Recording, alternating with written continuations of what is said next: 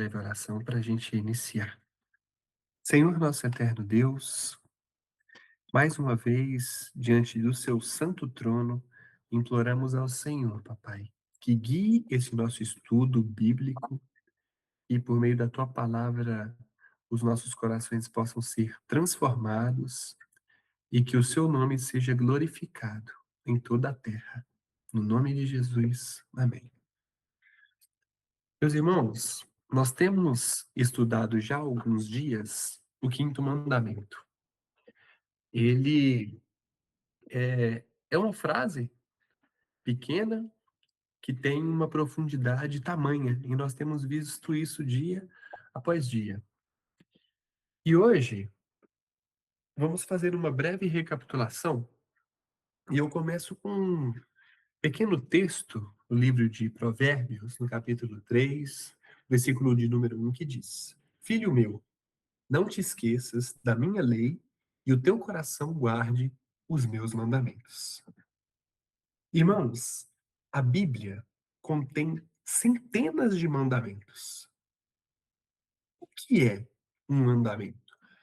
Muitas pessoas podem acreditar que um mandamento é um daqueles 10 descritos em Êxodo 20. Mas na verdade não, meus irmãos. Mandamento é a forma substantiva do verbo mandar. Então, tudo que Deus manda, tudo que Deus ordena em sua palavra é um mandamento. E eu trouxe aqui alguns exemplos para os irmãos juntamente comigo observarmos o como a Bíblia está recheada de mandamentos. Por exemplo, a preguiça. A preguiça não está diretamente elencada nos 10 mandamentos, não tem lá. Não sejas preguiçosos.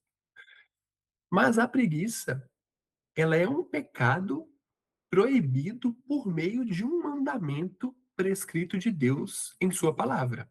E o livro de Provérbios, por exemplo, traz inúmeras advertências sobre a preguiça.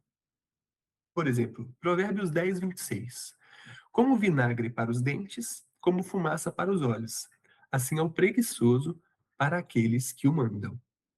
Então, a preguiça, aos olhos do autor de Provérbios, que foi inspirado pelo Espírito Santo de Deus, é ruim para os olhos, para os dentes, é ruim para tudo. Eu citei só um texto de Provérbios, mas tem uns 5, pelo menos, que eu vi preparando o estudo. E aqui eu faço uma pergunta, meus irmãos. Nós sabemos, a preguiça não está elencada de forma direta nos 10 mandamentos.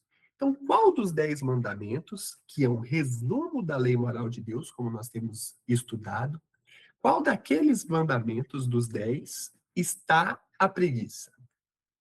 Assim, irmão Wesley. Irmão, só mais um complemento ainda, antes de respondermos a pergunta. Você falou que a Bíblia tem centenas e talvez milhares de mandamentos, não sei, centenas de mandamentos. Mas todos eles estão contidos nos 10. Então, todo mandamento de Deus, tudo que refere-se ao caráter de Deus como uma lei moral, como ordens que Deus dá para nós, estão resumidos nos 10 mandamentos. Então, esse é um princípio complementar aí ao que você disse. Existem muitos na Bíblia inteira, de Gênesis a Apocalipse, mas os 10 mandamentos são o resumo de toda a lei moral de Deus. Então, como resumo, qualquer coisa, qualquer mandamento, qualquer pecado que é encontrado em qualquer livro, qualquer verso da Bíblia, ele está em um dos 10 mandamentos. A partir disso, então, vamos partir para a preguiça. Ótima colocação e dá para a gente ir além. Um assunto até que já foi tratado no último estudo bíblico, mas que assim como os 10 mandamentos é um resumo de todas as centenas de mandamentos que a Bíblia, a palavra de Deus, contém, Jesus Cristo ainda resumiu os 10 mandamentos, ou seja, resumiu o resumo dos mandamentos em dois. Amarás a Deus sobre todas as coisas e ao próximo como a ti mesmo. Sendo o Deus sobre todas as coisas o resumo da lei do primeiro ao quarto mandamento de Êxodo 20, e amar o próximo como a ti mesmo, o resumo do resumo da lei por meio do quinto ao 10º mandamento. Então, prosseguindo, meus irmãos, a preguiça, ela quebra qual dos 10? Ela está incluída em qual dos 10 mandamentos? Alguém? Irmão, Sim, irmão. talvez antes uma pergunta mais fácil, introdutória para nós. Qual dos 2 mandamentos que Jesus resume, então, está? Vamos primeiro tentar responder isso, se ela é sobre o primeiro grande mandamento ou sobre o segundo grande mandamento. Se ela é Aí a gente contra Deus de afunila um forma pouco. direta ou se ela é contra o próximo. Sim. Sim, irmão Michael. Ela é contra o primeiro mandamento, né? Sobre Deus, amar a Deus sobre todas as coisas, a preguiça, né? No caso, né? Está incluso no primeiro, e entre os 10 ela está inclusa no quarto mandamento, sobre a guarda do dia do Senhor, né? Que quando nós não cumprimos, nós estamos sendo preguiçosos. Ó, eu confesso pro irmão que eu tinha pensado em outro mandamento que ela quebra. Mas, pensando no primeiro, de fato, a preguiça quebra sim o primeiro, porque você vai estar O primeiro, tendo como das coisas. Deus. Não, eu estou Oi? dizendo o primeiro que o Wesley fez ali. Depois o Wesley fez outra pergunta. Se está nesse amar a Deus sobre todas as A coisas, primeira tábua. Ah, tá. isso, aí ela está Tá dentro na dele. primeira tábua dentro do quarto mandamento. E, Sim, e na tua pergunta, no quarto mandamento. Então, se está no quarto mandamento, está dentro do primeiro mandamento, que resume os 10 mandamentos. entendi, entendi. Sim, Então, ela pode ser do quarto se ela for no dia do Senhor, né? Sim, pode, pode sim. Sim, irmão Gabriel. Godoy. Olha, sob o meu ponto de vista, eu entendo que está no primeiro mandamento, o quarto e o quinto, porque são ordens positivas, né? Não de abster, de você fazer. Então, a preguiça atrapalha sempre fazer. Falou guardar, amar, então quebra o mandamento. Honrar o pai e a mãe. Certo. Pode também envolver o quinto mandamento. Mas tem um mandamento, meus irmãos, que é bem direto, assim, sobre a preguiça. Mais alguém gostaria de sugerir? Nós ainda não estudamos, Ah, inclusive. eu acho que é o 10º, não? É cobiçar as coisas do próximo, não é isso? O 10º mandamento é não cobiçar. E pode ser também que quebre o 10º mandamento. Porque, não sei, quando a gente. Não sei. e no roubar também, né? Que no roubar, se a gente não andar ocioso, se a gente andar ocioso, é que a gente está na preguiça. E se a gente roubar, a gente está cometendo o da preguiça também, né? Esse é o ponto, meu irmão, que eu queria chegar. Que é Mas, o não furtarás. Sim, mas irmão. vale a pena antes tratar de cada uma das sugestões dos irmãos. Por que que essa não é a resposta? Por que que é errado? Né? Não é que não haja preguiça em todos esses mandamentos. Sobre o quarto, o William bem resumiu. Uma preguiça no dia do Senhor, ela acaba sendo um pecado contra o quarto mandamento. Mas é uma coisa secundária. A gente pode até elencar isso no primeiro mandamento também. Não terás outros deuses. Se eu tenho também preguiça de conhecer a Deus, de buscar o conhecimento de Deus, eu estou quebrando o primeiro mandamento. Mas percebam que nesse caso a preguiça, ela é um pecado mediato, que media o meu pecado final que transgride o primeiro mandamento. Então, a gente também pode aplicar no segundo. Se eu tenho preguiça de cultuar a Deus adequadamente, eu vou cultuar ele errado, por meio de imagens, por meio de um Deus falso que eu criei. Mas a preguiça ainda não é o foco principal. No quarto, a gente já falou, no quinto que o Gabriel falou, vale assim, todos os mandamentos positivos. Eu posso deixar de guardar os mandamentos positivos por preguiça. Então, claro, mas percebam que a preguiça a preguiça não é a quebra final desses mandamentos. E partindo para o 10º, a preguiça, ela pode estar ligada com a cobiça, mas a cobiça ela nasce de um coração invejoso e que pode estar relacionado com a preguiça também. Claro, se eu tenho preguiça e não consigo aquilo que eu queria, porque eu sou preguiçoso, então eu vou começar a cobiçar. ela até pode gerar. Mas no oitavo mandamento, ela é específica, ela é diretamente ligada mesmo ao furto. Ela é diretamente ligada ao furto. Pode explicar mais, irmão? Muito bem colocado, irmão Wesley. E é exatamente isso, meus irmãos. Por que que a preguiça está diretamente ligada ao sétimo mandamento?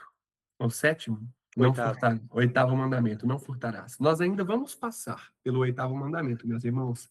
É só para os irmãos poderem entender o quão maravilhoso é nós compreendermos os mandamentos de Deus para sabermos como devemos e podemos ser santos. Olha, irmãos, o mandamento, não furtarás, o oitavo mandamento, ele é um mandamento negativo. Não faça tal coisa. E ele tem a oposição, que é uma ordenança positiva, que é trabalhe. Se eu não posso furtar, porque eu devo trabalhar. Ô, Certo? irmão, Sim. eu te interrompi outra coisa, sobre o quarto mandamento. Você falou do trabalho, e é muito importante a gente refletir sobre o quarto mandamento. O Michael falou que a preguiça está ligada ao quarto mandamento, e especialmente porque fala, em 6 dias trabalharás. Não é isso, irmão Michael? 6 dias trabalharás, mas o sétimo dia é o sábado do Senhor. É um dia santo. Se o mandamento, o quarto mandamento, tiver como ordem o trabalho, então a preguiça sim transgrediria o quarto mandamento diretamente. Mas perceba que não, esse não é o caso. No quarto mandamento, não há uma ordem para trabalhar. Há uma permissão para trabalhar. Porque se houver uma ordem para trabalhar, é uma ordem de trabalhar em 6 dias. Então, se você trabalha 5, você também estaria pecando. 4, certo? Então, no quarto mandamento há uma permissão para o trabalho e não uma ordem para o trabalho. Olha, você vai trabalhar, mas quando você trabalhar, guardando o oitavo mandamento, você sempre vai separar o dia do Senhor, o sábado do Senhor, o sábado cristão. Então percebam que o trabalho ele é indireto no quarto mandamento, ele é uma permissão de Deus, mas no oitavo ele é uma ordem. É não furte, trabalhe. Não furte, e o contrário, como o William disse, trabalhe. Irmão Michael. Não, mas a minha posição é assim, ó, ele está ligado ao quarto mandamento, porque se nós não trabalharmos os 6, nós estamos cometendo o da preguiça. A minha coisa não é o guardar o dia, se a gente guardar o dia do Senhor, é o correto, mas os 6 nós temos que trabalhar. Então, se eu não trabalhar nos 6, eu estou cometendo o pecado da preguiça. Nesse sentido que eu falei, aí não seria que no dia do Senhor, é lógico que eu não iria trabalhar, né? Eu iria descansar, né? Mas nos Isso. 6 eu devo trabalhar. E aí, se eu não trabalhar nos 6, porque Deus dá as 2 ordens, trabalha e descansa. Nesse sentido. Mas a ordem do trabalho está no oitavo.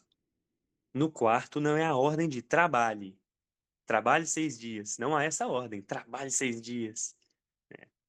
Há É, essa permissão eu para que falo que trabalhe 6 dias. é na ociosidade, né? Eu falo na ociosidade dos 6 dias. Mas com certeza, se não trabalhar, mas por quê? Por causa do oitavo mandamento. Porque o oitavo mandamento é a segunda tábua. É sobre o meu próximo. O quarto mandamento é a primeira tábua. É diante de Deus. Claro, dá para aplicar ele também para o não adorar a Deus. Se eu também não usar o dia de Deus para passar ali no culto, né? Ler a palavra, isso aí também, se eu não fizer, também eu estou cometendo a preguiça. Então tem os dois lados também, né? Irmãos, e também lembrando que todos os pecados da segunda tábua, que são do quinto ao décimo, automaticamente eles também infligem diretamente os pecados proibidos da primeira tábua, do primeiro mandamento ao quarto mandamento. Porque eu só consigo amar o próximo como a mim mesmo quando eu amo a Deus sobre todas as coisas. Mas a especificidade da preguiça diz respeito ao pecado do oitavo mandamento, do não furtarás. Por quê? Eu não devo furtar e eu devo trabalhar. E quando eu estou com preguiça, eu não estou trabalhando. Então, para os irmãos poderem entender, apesar da preguiça não estar elencada dentro dos 10 mandamentos, ela infringe diretamente o mandamento do não furtarás. por ser um roubo, um furto do tempo que deveria estar sendo dedicado ao trabalho. Vou citar um outro exemplo, meus irmãos, a homossexualidade. A Bíblia condena a homossexualidade. Levítico 18, 22. Com homem não te deitarás, como se fosse mulher. Abominação é. Nos 10 mandamentos, que é um resumo da lei do Senhor, não tem um pecado específico sobre a homossexualidade. Não seja gay. Não tem isso lá. Mas nós sabemos que é um mandamento. Por quê? Está em Levítico 18, 22. Mas dentro do resumo da lei do Senhor, dos 10 mandamentos, está o pecado do homossexualismo. E eu faço a mesma pergunta. Quais dos 10 mandamentos a homossexualidade quebra? Por favor, irmãos.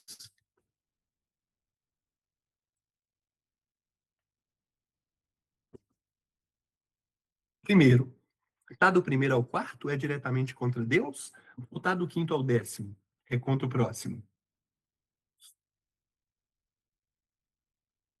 Questões, chutes, reflexões, filosofias.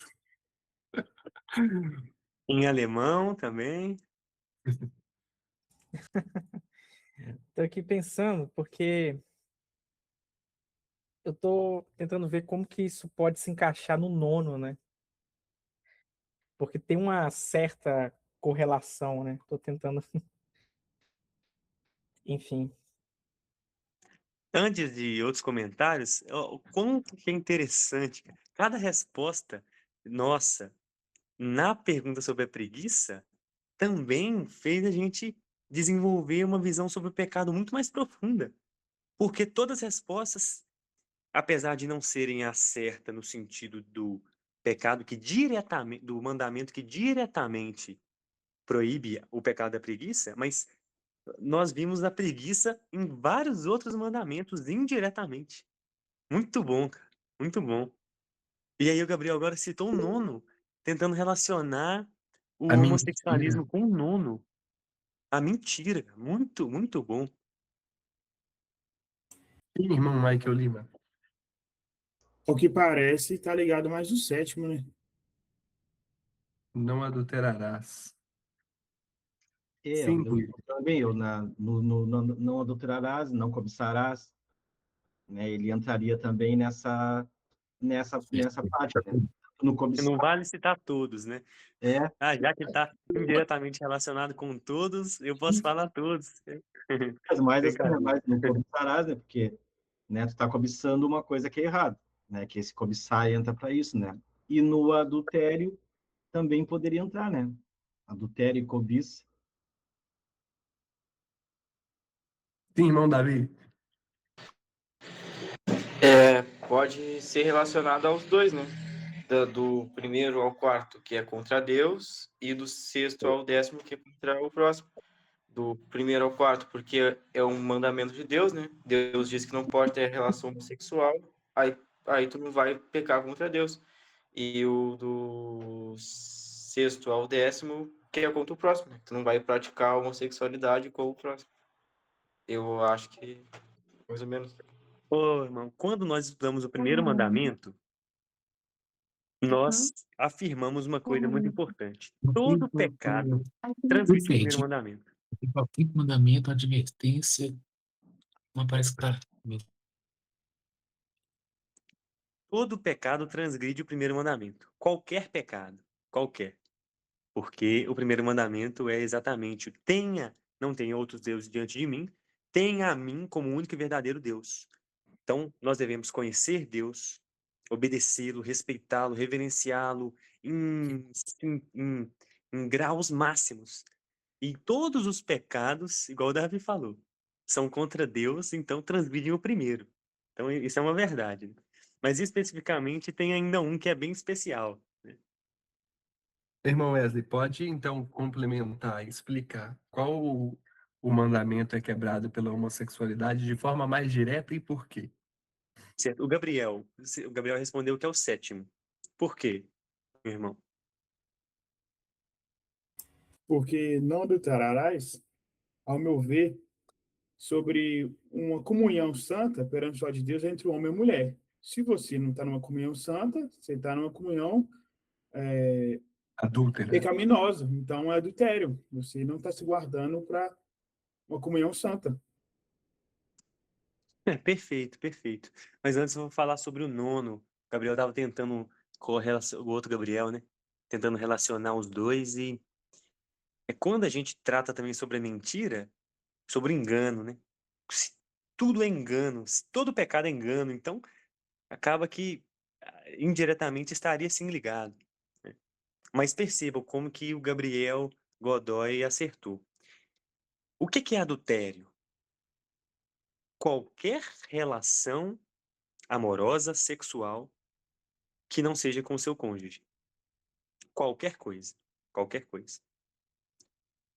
E a proibição de casamento gay também. Então, não basta, para resolver isso, então eu vou casar com um homem. Não. Há essa proibição. Então, qualquer relação sexual fora do casamento é adultério.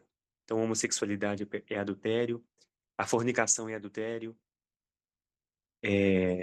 sexo antes do casamento mesmo, a fornicação é adultério por isso. Você está tendo relações com uma pessoa que não é o seu marido ou a sua esposa. Isso é adultério. Ah, mas eu vou casar com ela. Ela não é ainda a sua esposa. Ela não é ainda, ele não é ainda o seu marido. Adultério. Porque a questão temporal é relevante. O casamento, ele acontece no tempo. Ele não é uma abstração eterna. Eu sempre estive casado com a minha esposa. Não. Eu estive casado com ela desde, eu tenho que acertar agora, 8 de maio de 2021, né? Então, toda relação fora do casamento é adultério. Por isso, a homossexualidade quebra o sétimo mandamento. Exatamente. Não adulterarás. E a conduta positiva é: tenha relações exclusivamente com o seu cônjuge. No caso do homem, a sua esposa; no caso da mulher, o seu marido. Então, a homossexualidade, apesar de esbarrar em vários outros mandamentos, da cobiça, uso da primeira tábua, enfim, ele quebra especificamente o pecado do não adulterarás, o mandamento do não adulterarás. Eu vou para um terceiro e último, para a gente, de fato, para a gente voltar para o quinto mandamento, irmãos. Faltar o culto. A Bíblia, ela exige que o cristão cultue a Deus de forma congregacional. Isso é um mandamento de Deus. Nós podemos ler, por exemplo, Hebreus 10, 25. Não deixando nossa mútua congregação, como é costume de alguns, antes admoestando-nos uns aos outros.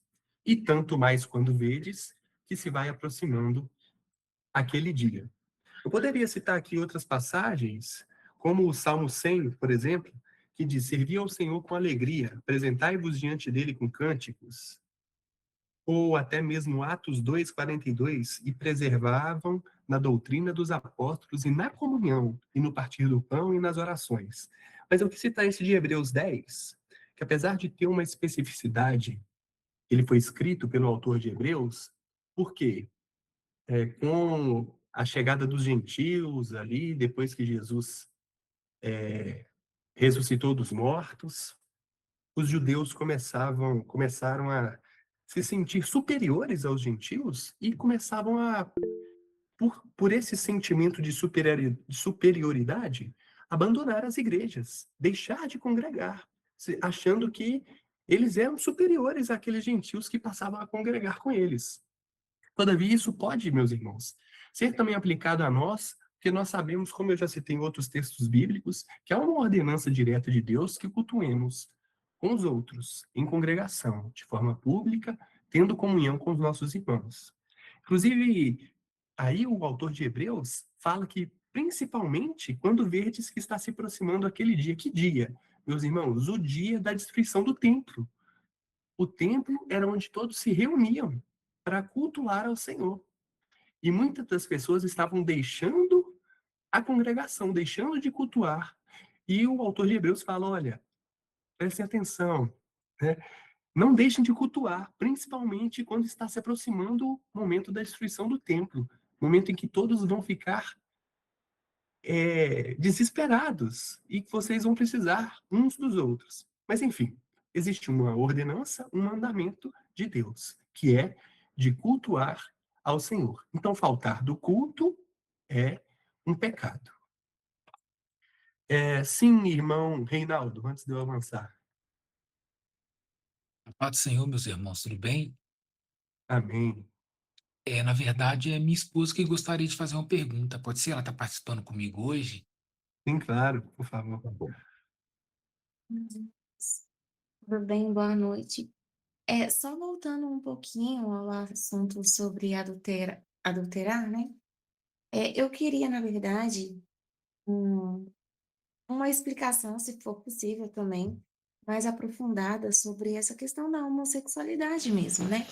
Porque, como Wesley havia falado, às vezes a pessoa vai e fala assim, não, mas então eu vou casar, né, de forma homossexual e aí eu não vou estar adulterando. E aí, no caso, eles estariam ali no casamento. Mas eu ainda gostaria, por que então essa união homoafetiva, eu entendo sim que ela transgride, né, o próprio Deus lá nas leis, no Pentateuco, eu sei que está escrito que isso é uma abominação, mas vocês poderiam me explicar isso de forma mais aprofundada? Por que que essa união ali homossexual, mesmo se ela passasse, por exemplo, por um casamento, ela estaria ainda cometendo o pecado da, do adultério? Perfeito. Eh, pode falar, irmão. Desculpe. Eu vou trazer aqui 2 textos bíblicos do Novo Testamento. Primeiro, Romanos 1, 26 e 27. Diz assim, Romanos 1. Por isso Deus os abandonou às paixões infames, porque até as suas mulheres mudaram o uso natural, do contrário à natureza. E, semelhantemente, também os homens, deixando o uso natural da mulher, se inflamaram em sua sensualidade uns para com os outros, homens com homens, cometendo torpeza e recebendo em si mesmo a recompensa que convinha ao seu erro. Então, o que a gente pode falar nesse primeiro momento, com base no que o apóstolo Paulo diz, e aqui ele fala sobre o algo de pior que pode acontecer com o ser humano, que é Deus permitir com que ele seja entregue aos seus próprios desejos naturais pecaminosos. E aqui ele informa que a recompensa de homens deixando o uso natural da mulher e, enfim, cometendo pecados homossexuais, bem como até as próprias mulheres mudando seu uso natural, que a recompensa é certa, é o que convinha com o seu erro. Aqui ele fala de forma direta que eles estão cometendo um erro. Eu também posso trazer aqui, 1 aos Coríntios 6, do 9 ao 10. 1 aos Coríntios 6, 9 e 10.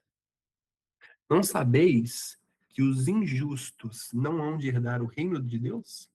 Não erreis, nem os fornicadores, idólatras, adúlteros, efeminados, sodomitas, ladrões, avarentos, bêbados, maldizentes, roubadores, herdarão o reino dos céus.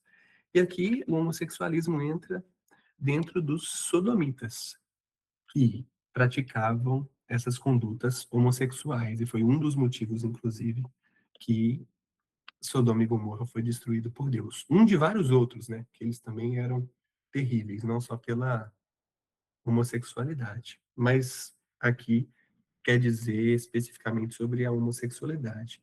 E só para finalizar os textos bíblicos, Gênesis, quando ele vai criar o homem e a mulher e vai dar uma ordem.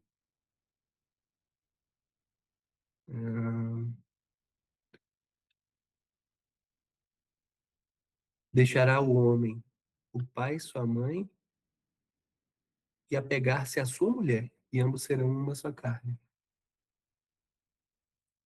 E aqui há um mandamento direto do casamento heterossexual e não homossexual. Então, tentando aprofundar um pouco no que a nossa irmã disse, trazendo por esses aspectos bíblicos, há um mandamento direto da parte de Deus, condenando, proibindo a homossexualidade. Sim, Agora, irmão. agora, por quê? Por que Deus proíbe isso? Abre, por gentileza, Levítico 18, irmão. E vai para o verso 20. Levítico 18, 20. Verso 20. Ó, nem te deitarás com a mulher de teu próximo para cópula para te contaminares com ela. Não. Perdão. É o 22. Com homem não te deitarás, como se fosse mulher. Abominação é. Daí para cima, são vários pecados que transgridem o sétimo mandamento. Não descobrirá a nudez do seu pai, da sua irmã, do seu tio, da sua tia, da mulher do seu irmão. Vários pecados. É uma lista de pecados que transgridem o sétimo mandamento. Lista de adultérios. Aí, no 22, com homem não te deitarás, como se mulher fosse. Abominação é. E o de baixo, não te deitarás com um animal, para te contaminares com ele. Então, a zoofilia também é adultério. Nem a mulher se porá perante o animal para juntar-se com ele. Confusão é. Repare na explicação. Moisés, ele está explicando que homem não pode deitar com homem. Por quê? Porque é abominação. E com animal, porque é confusão. Tá vendo? É porque é confusão. Essas duas coisas, a abominação e confusão, elas estão se referindo ao quê? É abominação de quê? Por causa de quê? Confusão de quê? Ou seja, qual que é o padrão? Né? E aí no 22, ó, não te deitarás com um homem como se fosse mulher. Ou seja, já está pressupondo uma relação correta, que é a de homem com mulher. Agora abre, por gentileza, em Romanos 1 de novo, irmão, que é o texto que você abriu. Lembre, é a abominação e a confusão. O apóstolo Paulo dá a justificativa daí. A justificativa lá no verso 20 mesmo, do 23. Não, lá na parte que você leu mesmo. 26 e 27 que eu li. Aí, ó, Deus os abandonou às paixões infames, porque até as suas mulheres mudaram o quê que elas mudaram? O uso natural, no contrário à natureza. Então perceba, há um padrão. Qual que é esse padrão? É o que o irmão William abriu em Gênesis 2. Aquele é o padrão. Por quê? Aquele é o padrão criacional. Quando Deus cria o homem e cria a mulher, para o homem, e ordena que ambos estejam unidos como uma só carne, ele estava estabelecendo o padrão para o casamento. E tudo que não obedece a esse padrão, que em Gênesis 2 está refletindo o caráter de Deus, a união de um homem com uma mulher está refletindo o caráter de Deus. Por isso é uma lei moral. Ela reflete a união fiel de Deus, a fidelidade de Deus e a união de Deus, né, com Ele próprio, na economia da Trindade. Então, é abominação e é confusão por quê? Porque é diferente do natural. Então, o ponto é esse. Aquilo que não é natural, as relações sexuais não naturais, transgridem o sétimo mandamento, são adultério, porque elas não são naturais. Deus ordenou uma maneira e elas são contrárias a essa maneira. É, foi esclarecedor, irmã Gislaine? Vou esclarecer sim, perfeito. Muito obrigada. E, meus irmãos, rapidinho sobre isso. Não sobre isso, mas nós, numa aula, foi na aula do quarto mandamento, nós fizemos uma reflexão muito rápida sobre os 10 mandamentos em Gênesis 1, 2 e 3. Acho que foi isso que nós fizemos. Todos os 10 mandamentos, em que pese estejam em Êxodo 20, nos 3 primeiros capítulos de Gênesis, nos 3 primeiros capítulos da Bíblia, nós temos lá os 3. Por quê? Porque eles refletem o caráter de Deus. Então, o primeiro, o segundo, o terceiro, o quarto, tudo está ali em Gênesis 1, 2 e 3. Todos os 10 mandamentos. Não vamos focar nisso hoje não, mas Assim como o sétimo está no estabelecimento do casamento, os outros estão ali também. Então, vocês podem assistir, se tiverem essa curiosidade, as aulas lá do quarto mandamento. E com certeza nós vamos esbarrar nesse assunto também mais para frente. Sim, irmão Reinaldo. Irmão, sou eu novamente. É, é porque vocês tinham perguntado, né? E aí o Reinaldo me lembrou aqui de algo. E o que que acontece? Por exemplo, a gente falou aqui da questão do adultério, da homossexualidade, né? Mas e com relação a outras coisas? Seria pecado, então, mudar aquilo que Deus fez, o natural, em relação a outras coisas, que não está ligado exclusivamente a essa questão sexual. Teria que ver o que seriam essas outras coisas para poder tentar refletir sobre essa pergunta.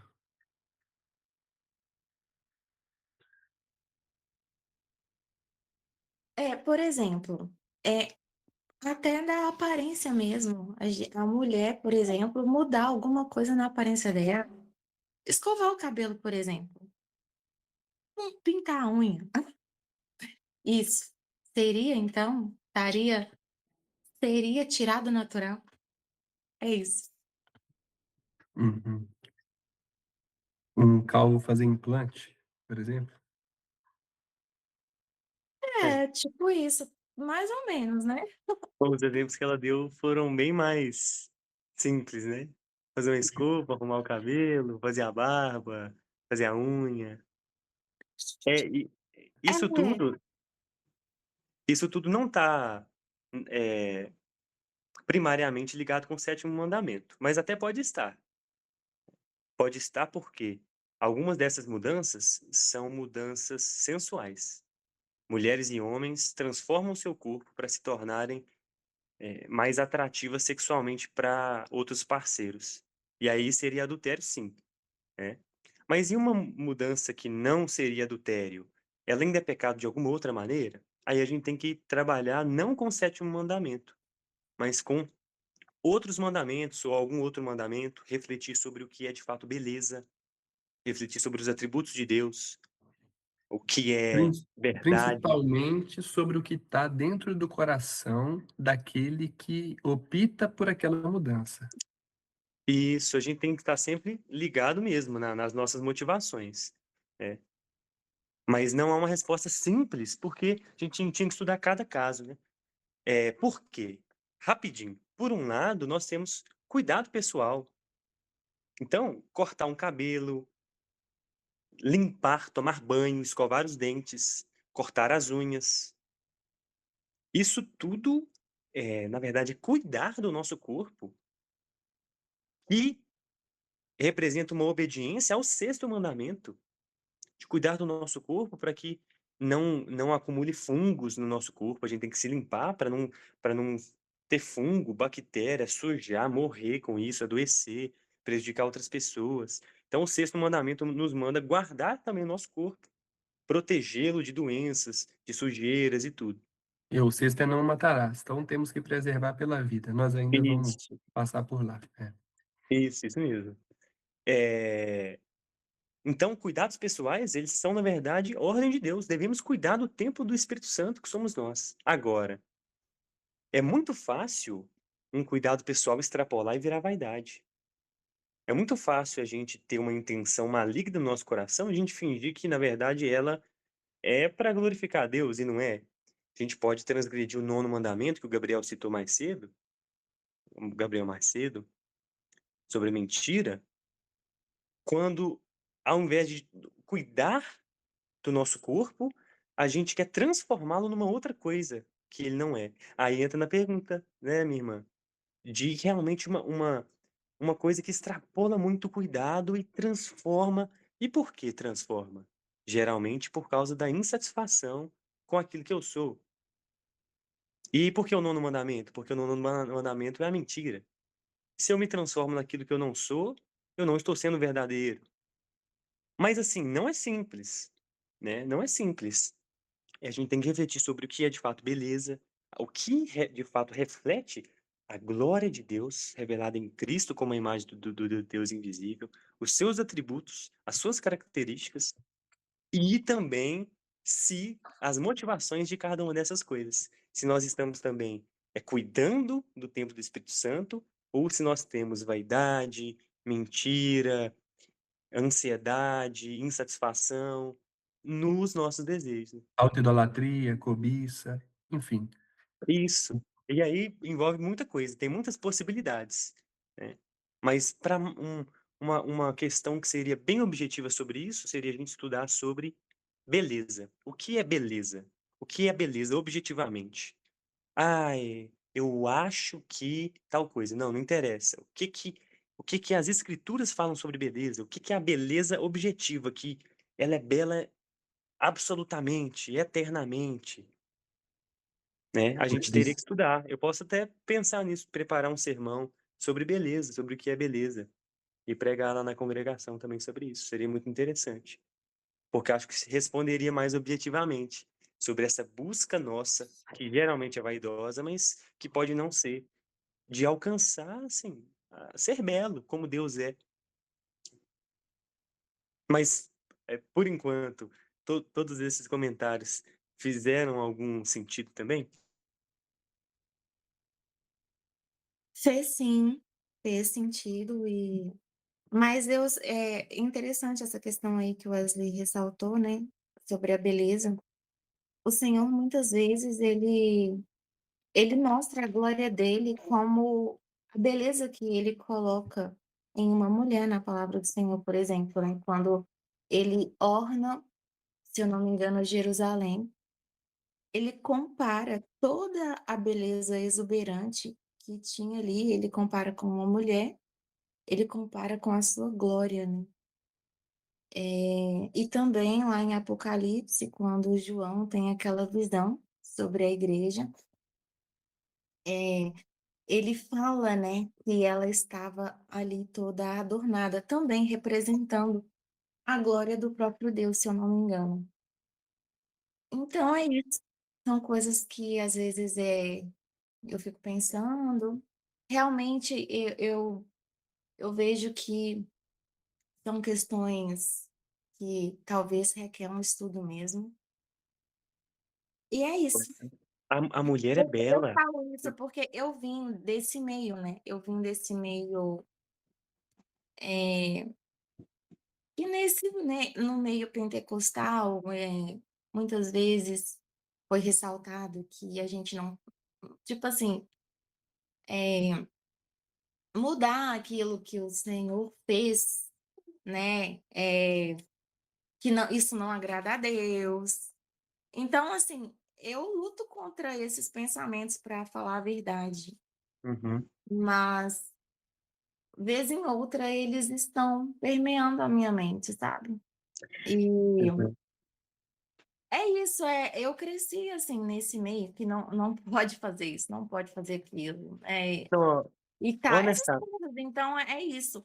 Muitas vezes vem daquilo, né, mudar o que Deus fez, aí às vezes aí aí não vem pode nem cortar o dessas cabelo, nem questões fazer a unha, né, complexas, vem das nem arrancar questões o bigode.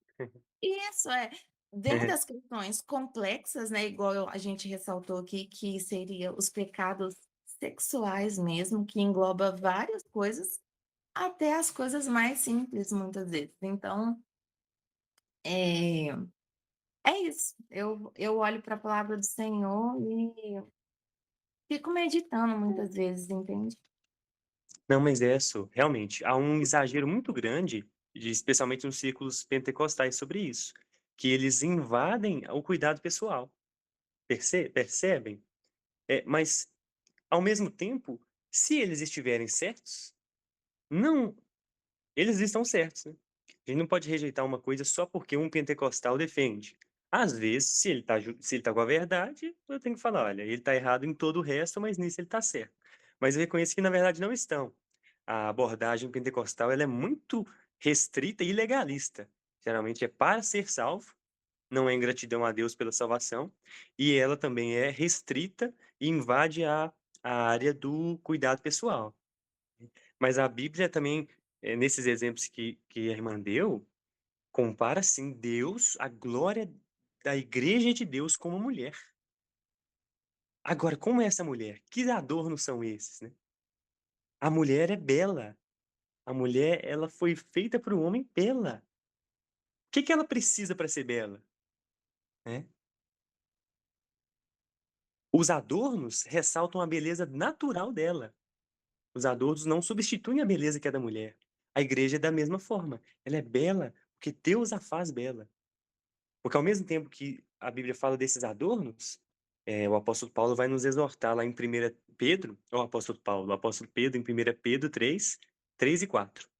Fala que o enfeite delas não seja o exterior, no frisado dos cabelos, no uso de joias de ouro e na compostura dos vestidos, mas o homem encoberto no coração, ou seja, realmente o interior, num traje de um espírito manso e quieto, que é precioso para Deus. Esse é o texto na CF. Então, que o enfeite da mulher não seja esse externo, mas que seja o coração adornado da verdade, né? Então, E, é, mas está tudo interligado, né? E acho que a gente tem que refletir mais, de fato, sobre beleza objetivamente, sobre a glória de Deus revelada na aparência. Como, né? Como Deus é glorificado por meio da minha aparência física e do meu corpo. É um assunto muito bom. e assim, irmãos, para a gente poder avançar, cabe a cada um de nós também buscar sondar o nosso próprio coração e ir atrás realmente da vaidade. Porque a vaidade, nós já passamos um pouco sobre ela, porque ela quebra diretamente o primeiro mandamento. A vaidade, ela faz com que eu seja o meu próprio Deus. O meu próprio ego é transformado em Deus. E Então, percebam, meu irmão, desculpa, mas percebam como que a vaidade pode estar até na pessoa que, movida por esse intento pentecostal, não cuida de si própria. Ué, mas como assim a vaidade na feiura? A vaidade na feiura. Quando, por exemplo, o pentecostal costuma andar de roupa de saco para mostrar para todo mundo o quê? Que ela tá sofrendo, que ela tá jejuando, que ela é isso e aquilo, que ela é fiel. Enquanto a palavra de Deus fala, né? O que sua mão direita dá, a esquerda não tem que saber. Quando for orar, entre no seu quarto. Quando for jejuar, não deixe as outras pessoas saberem. Não fique claro. Então a pessoa, ela tá sendo vaidosa na feiura.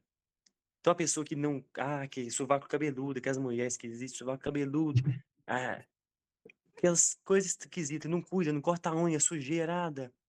Às vezes ela tá sendo vaidosa na feiura. Olha que loucura, né?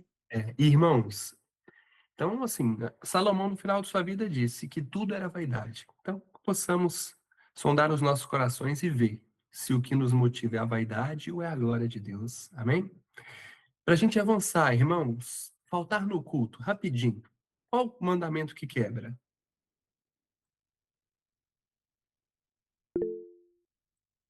Sim, irmão Michael.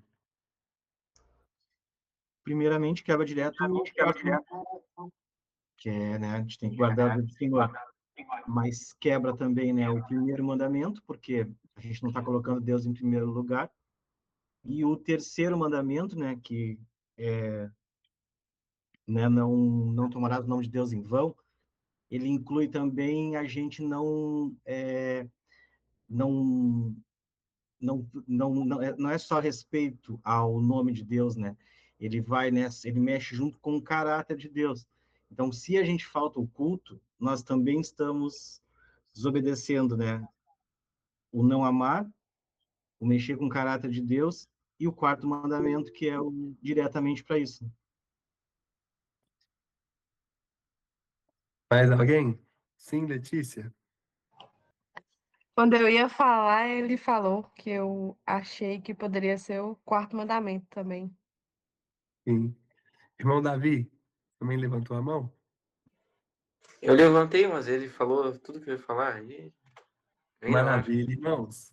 De forma direta mesmo é o quarto mandamento. O quarto mandamento é uma ordem de Deus para santificar o dia do Senhor. Como a gente santifica o dia do Senhor? De várias formas. mas a principal delas é cultuando ao Senhor. Então, quando a gente deixa de cultuar ao Senhor e a gente cultua o Senhor geralmente no dia do Senhor, então quando a gente deixa de cultuar o Senhor, nós estamos quebrando o quarto mandamento. Então, meus irmãos, toda a Bíblia foi escrita, inspirada por Deus, ou seja, tudo que está na Bíblia é a palavra de Deus, e a palavra de Deus é cheia de mandamentos, como nós já vimos, que precisam ser lembrados e guardados, conforme nós já observamos em Provérbios 3:1. Então, essa reflexão grande que nós fizemos sobre alguns mandamentos que não estavam explícitos nos 10, serviram para fazer-nos pensar em como a palavra de Deus está recheada de mandamentos e que nós precisamos, como a Bíblia, a palavra de Deus mesmo nos ensina, lembrar e guardá-los para a glória de Deus. Nós já vimos até agora, em relação ao estudo do quinto mandamento, meus irmãos, primeiro, que os superiores devem amar os seus inferiores. Lembrem-se, nós estamos vendo sobre os deveres dos superiores para com seus inferiores. Nós já vimos os deveres e os pecados proibidos dos inferiores para com os superiores. E nós estamos vendo agora de cima para baixo. Lembrando que essa hierarquia não é melhor ou pior. São funções que são exercidas de formas diferentes, conforme Deus mesmo nos ordenou. Então, nós vimos que os superiores devem orar pelos seus inferiores e abençoá-los. Nós vimos que os superiores devem instruir os seus inferiores. Nós vimos que os superiores devem aconselhar os seus inferiores. Nós vimos que os superiores devem admoestar os seus inferiores. Nós vimos que os superiores devem aprovar, animar e recompensar o bem que os seus inferiores fazem. E nós vimos também que os superiores devem reprovar, repreender e castigar o mal que fazem seus inferiores. Então, hoje, nós vamos passear por mais alguns deveres e nós terminaremos o nosso estudo, meus irmãos. 8. Os superiores devem proteger os seus inferiores. Isaías 1,17 diz: aprendei a fazer bem, procurai o que é justo, ajudai o oprimido, fazei justiça ao órfão, tratai das causas das viúvas. Quem tem autoridade deve proteger os vulneráveis, meus irmãos. A autoridade, ela existe para servir aquele que está debaixo do cuidado do superior, e não para explorar. E eu trouxe aqui alguns exemplos. Pais devem proteger os seus filhos. Pastores devem proteger as suas ovelhas das falsas doutrinas, meus irmãos. Deve haver um zelo pelos pastores de que suas ovelhas não caem nessas heresias que há desde a fundação do mundo, que foi quando Eva ouviu uma delas. E que o apóstolo Paulo alerta vários, inclusive na carta aos Gálatas, de heresias que estavam dominando as primeiras igrejas. Os governantes devem proteger os cidadãos. Eles acabam tentando fazer isso por meio das leis, por meio das autoridades, da polícia. Então, há essa necessidade de proteção dos cidadãos por parte do governo. Meus irmãos, os superiores devem proteger os seus inferiores. A qualquer momento que o irmão quiser comentar, fique à vontade, tá? Sim, irmão Wesley. Você falou que a autoridade existe para servir.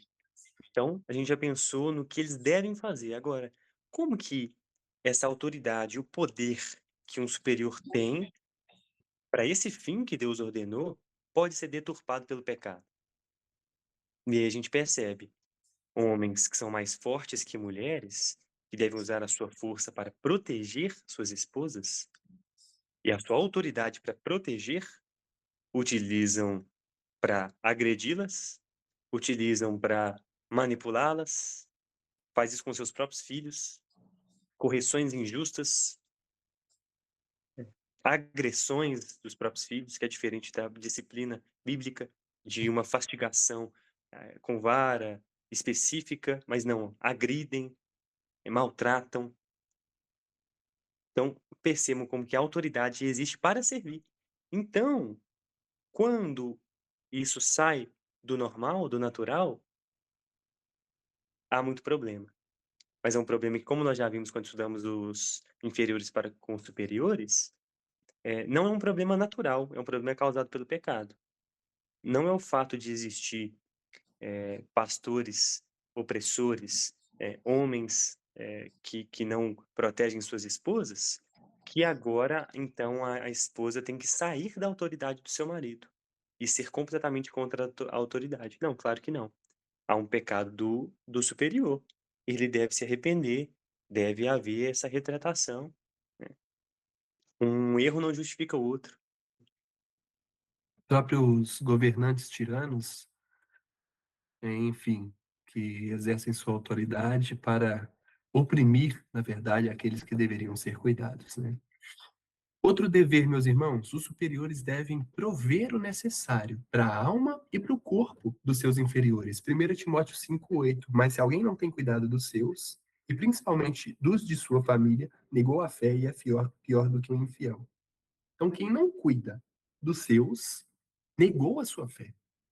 Os superiores devem cuidar tanto das necessidades materiais quanto das espirituais dos seus inferiores. Corpo e alma importam diante de Deus. E eu trouxe alguns exemplos. Pai alimenta os filhos e ensina a palavra. É o alimento físico e o alimento espiritual, meus irmãos. É dever dos pais alimentar espiritualmente a sua casa, os seus filhos e as suas esposas. Pastores devem alimentar espiritualmente o seu rebanho. Empregadores oferecem condições dignas de trabalho para os seus empregados. Tudo isso, meus irmãos, é um dever do superior, alimentar a alma e o corpo dos seus inferiores. Outro ponto: superiores devem viver de modo sério, prudente, santo e exemplar, meus irmãos. 1 Timóteo 4,12. Ninguém despreze a tua mocidade, mas seu exemplo dos fiéis, na palavra, no trato, no amor, no espírito, na fé e na pureza. Então, os superiores devem viver de modo sério, prudente, santo e exemplar. A autoridade ensina, tanto pelo exemplo quanto pelas palavras. E às vezes, meus irmãos, o exemplo funciona mais do que as palavras. E a hipocrisia, ela destrói a autoridade. Não adianta eu, como pai, falar que o meu filho deve cultuar ao Senhor, sendo que eu vou e falto do culto para lavar o meu carro. Um exemplo bem aleatório, mas o exemplo, meus irmãos, se eu estou falando que ele deve ir no culto, eu devo também ir no culto. Não devo ser hipócrita. Então, integridade fortalece a autoridade. E eu trouxe alguns exemplos. Um pai que pede honestidade deve viver honestamente. Como eu vou exigir do meu filho que seja honesto se ele me vê roubando? Se ele me vê falsificando um documento, passando uma nota falsa? Enfim, um pastor que pratica aquilo que prega. Isso é um dever do pastor. Não adianta ele falar no púlpito uma coisa e a gente sabe que no decorrer da semana ele não é bem assim. Ele é um adúltero, ou ele é um mentiroso, ou ele é um ladrão, recebe benefício do governo sem preencher os requisitos. Enfim, um professor que demonstra respeito aos alunos. Tudo isso, meus irmãos, deve acontecer por parte de um superior. Não ser hipócrita e, de fato, com exemplo e com palavras, fazer o que ele orienta seus inferiores a fazer. Outro dever: os superiores devem glorificar a Deus. Então, toda autoridade deve apontar para Deus. O objetivo nunca é engrandecer o líder, e sim fazer Deus conhecido. Então, quando uma autoridade vive corretamente, Deus é honrado. Então, lembrem-se disso, meus irmãos. Nós somos superiores, nós já vimos, nós somos inferiores em alguns aspectos e superiores em outros. Então, nós devemos, como superiores, glorificar o nome do Senhor. Os superiores devem honrar a si mesmos. Então, a autoridade preserva sua honra quando vive coerentemente. Então, não se trata de buscar fama, mas de possuir uma reputação ilibada, íntegra. Uma autoridade desonesta destrói sua credibilidade, como nós já vimos anteriormente, por não ter um bom exemplo daquilo que fala. Irmãos, rapidinho Outra. um comentário. Sim. Só lembrando que o irmão Mike falou do terceiro mandamento. Isso aí está totalmente ligado com o terceiro mandamento. Usar o nome de Deus em vão, quando eu não ajo de acordo com a autoridade que Deus me deu. Eu não honro e não busco a minha própria reputação, que glorifica a Deus.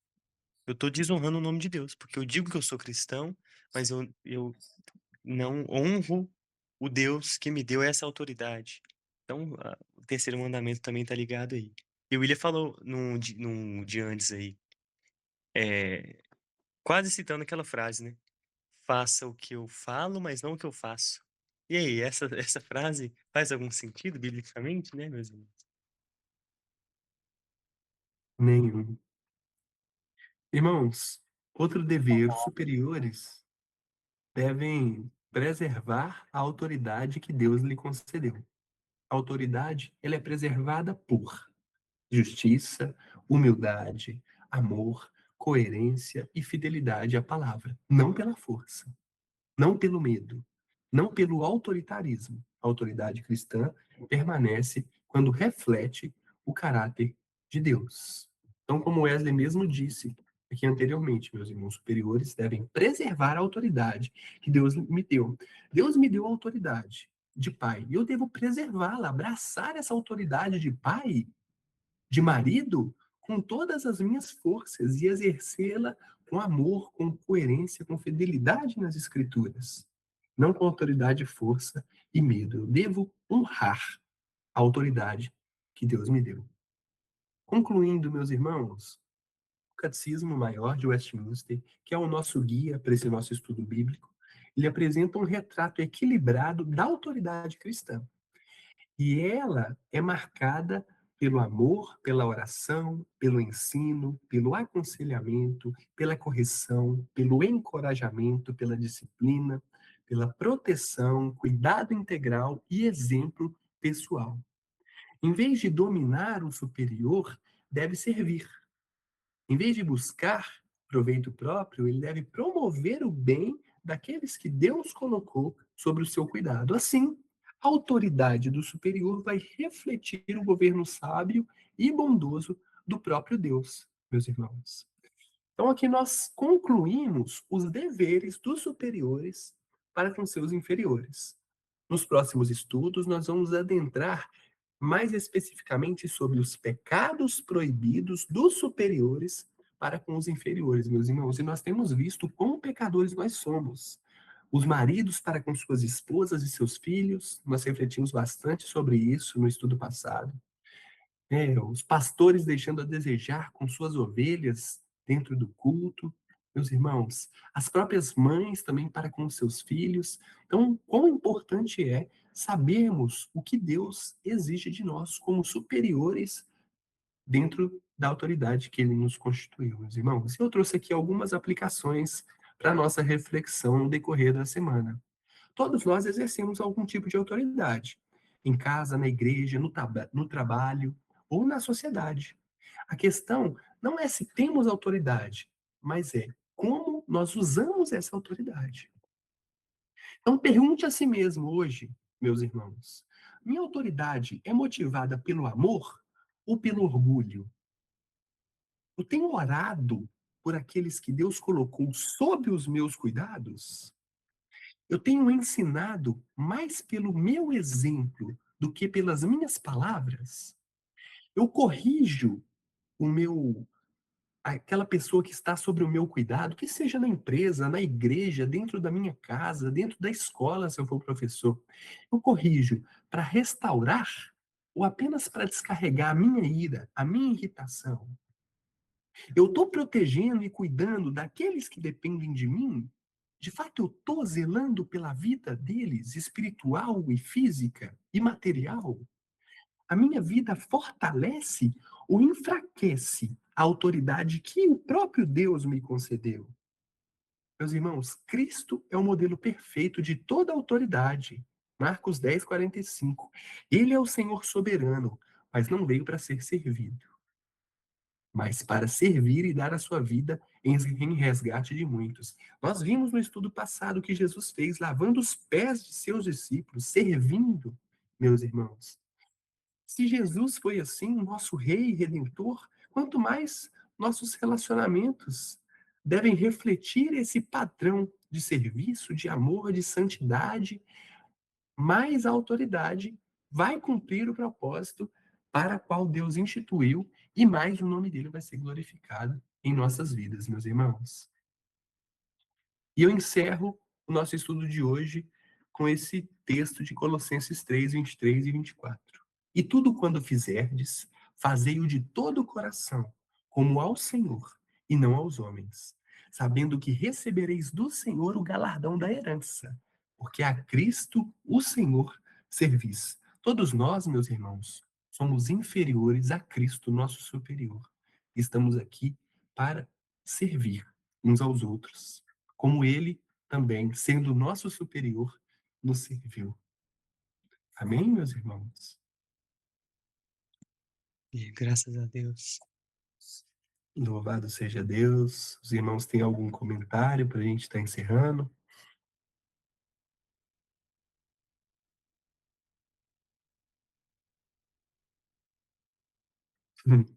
Se não, eu convido o nosso irmão Gabriel Macedo, alemão. É um prazer ter você conosco, meu irmão. Se você puder fazer uma oração de encerramento agradecendo a Deus por esse momento. Opa, posso sim. Eu sou um pouco Amém. tímido, então espero que vocês não reparem. Senhor nosso Deus, obrigado por mais este tempo juntos, né? Que a gente pôde, de fato, mergulhar aí na tua palavra, Pai. Guarda em nossas mentes, em nossos corações, tudo o que a gente viu hoje. E nos dê sabedoria, Pai, diariamente, para que a gente viva de acordo com a tua vontade, Pai, com os teus mandamentos santos, Pai. E que o teu Espírito Santo nos dê